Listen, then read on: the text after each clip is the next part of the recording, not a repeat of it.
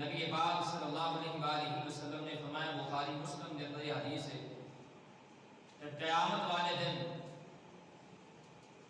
حضرت ابراہیم علیہ السلام کا سامنا یعنی انہوں کی ملاقات آخر دن ہوئے گی،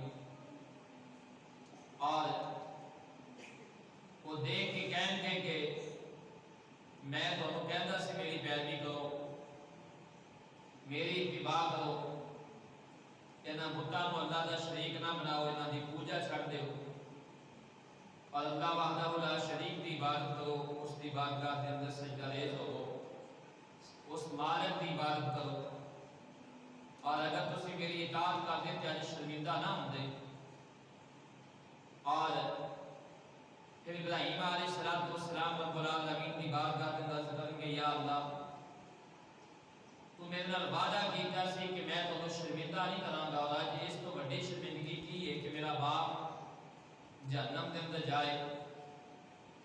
اور رب العالمین حضرت ابراہیم علیہ السلام کو فرمائے گا کہ اساں نے کافراں بھیجا، جنت جڑی حرام کر دیتی، اور پھر رب العالمین ابراہیم علیہ السلام کو فرمان کے ابراہیم اپنے پیراں دے ول ویکھو، تواڈے پیراں دے وچ کی ہے؟ ابراہیم علیہ السلام جس وقت اپنے قدماں ول ویکھن گے تو پیراں دے اندر یعنی پیراں دے اگے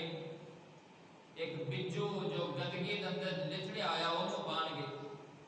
اور جس کو اٹھا کے جہنم کے اندر پھینک دیتا جائے گا۔ تو یہ حدیث بھی دلالت کرتی ہے کہ ابراہیم علیہ السلام دے والد آزر نہیں بلکہ ابراہیم علیہ السلام دے والد کارج نہیں۔